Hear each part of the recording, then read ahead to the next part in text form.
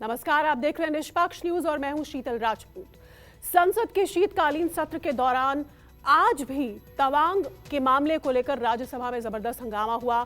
चर्चा का नोटिस स्वीकार नहीं किए जाने से विपक्ष नाराज हुआ और विपक्ष के नेता मल्लिकार्जुन खड़गे ने सवाल किया कि चीन हमारी जमीन पर कब्जा कर रहा है, क्यों? और अगर हम इस मुद्दे पर चर्चा नहीं करेंगे तो फिर क्या चर्चा करेंगे? हालांकि नियमों को लेकर सभापति जगदीप धनखड़ के साथ उनकी चुटीली बहस भी हुई, लेकिन बावजूद इसके जब चर्चा नहीं हुई तो तमाम विपक्षी सांसदों ने राज्यसभा से वॉकआउट कर दिया। ये रिपोर्ट देखिए।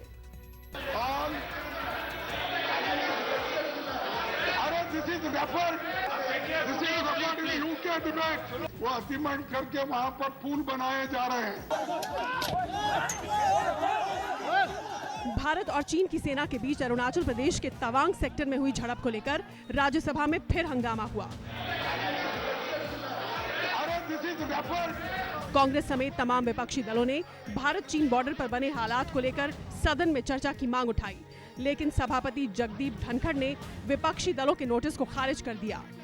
वहाँ पर अतिक्रमण कर रहे हैं, तो इसीलिए ये महत्व का मुद्दा है। अगर ये चर्चा नहीं करेंगे, इसको अगर रूल सबर निकाल सस्पेंड करके चर्चा को अगर अवकाश देंगे, फिर किसको देंगे? In spite of categorical indications, none of the notices measure up to the requirement.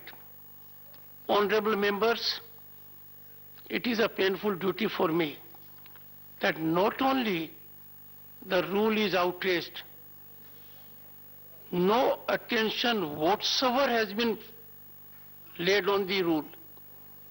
The notices are drawn in a manner as if the rule doesn't exist.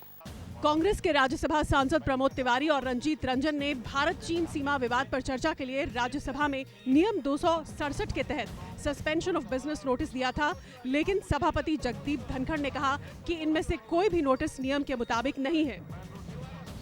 सभापति और विपक्ष के नेता के बीच हुई बहस में कई चुटीली टिप्पणियां हुई, जिससे सदन ठहाकों से गूंज उठा।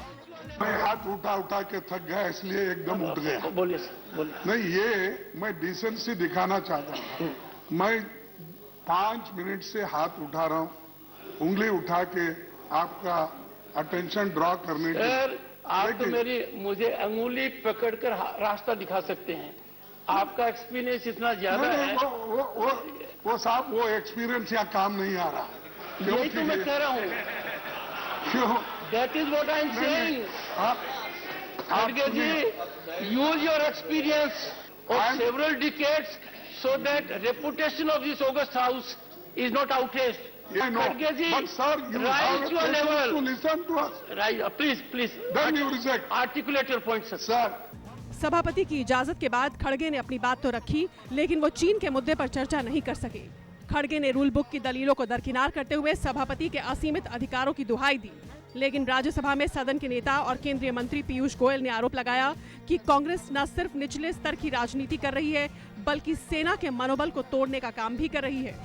You are a great lawyer and you can do it, but a small lawyer who was practicing only 1 year and left the job and became MLA, till today I am in the legislature. आप बार-बार जो हमको सलाह दे रहे हैं, तो मैं आपका स्वागत करता हूं, लेकिन दूसरे मेंबर्स जो कहते हैं, कृपया करके उस बात को भी आप सुनेंगे।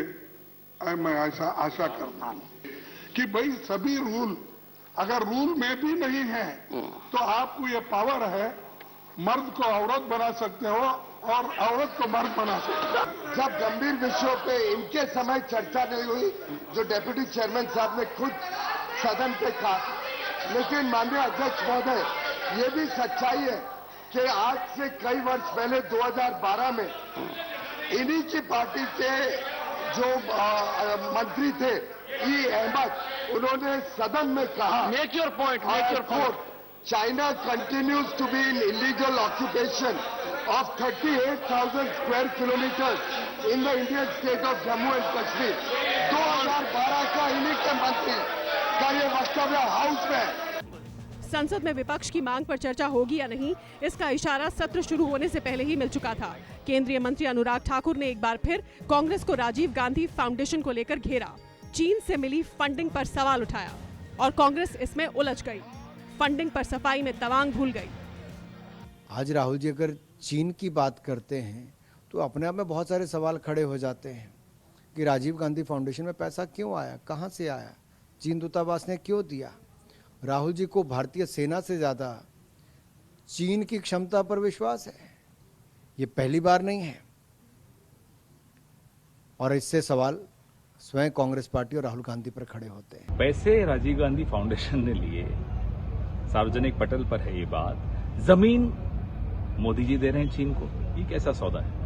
और अगर ग्रांट लेने की ही बात है तो संस्थाएं पूरे विश्व से इसी तरह से ग्रांट्स लेती हैं। मैं आपको एक उदाहरण देता हूं। हमारे जो विदेश मंत्री हैं उनके सुपुत्र जिस संस्था में काम करते हैं, चीनी दूतावास से उस संस्था ने 3 बार फंड्स लिए हैं।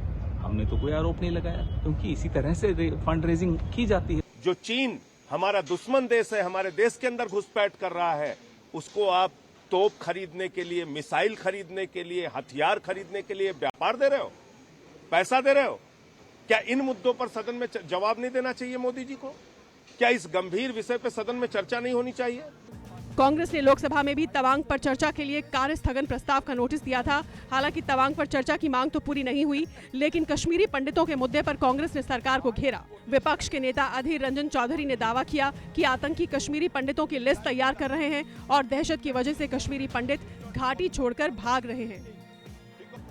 बीते 9 दिसंबर 2022 की सुबह अरुणाचल प्रदेश के तवांग में भारत और चीन के सैनिकों के बीच झड़प हुई थी। सैन्य सूत्रों के मुताबिक उस रात लगभग 300 चीनी सैनिकों ने भारतीय सीमा में घुसने की कोशिश की थी, लेकिन भारतीय सैनिकों ने बहादुरी दिखाते हुए उन्हें खदेड़ दिया। कुमार गौरव के साथ प्रशांत देव, दिल्ली, न्यूज़ 24। नमस्कार, मैं हूं मानक गुप्ता। अगर आपको हमारा ये वीडियो पसंद आया हो तो इसे लाइक और शेयर जरूर करें और हाँ, हमें सब्सक्राइब और फॉलो करना ना भूलें ताकि आप देश और दुनिया की कोई खबर मिस ना करें। तो जुड़े रहिए हमारे साथ और देखते रहिए न्यूज़ 24।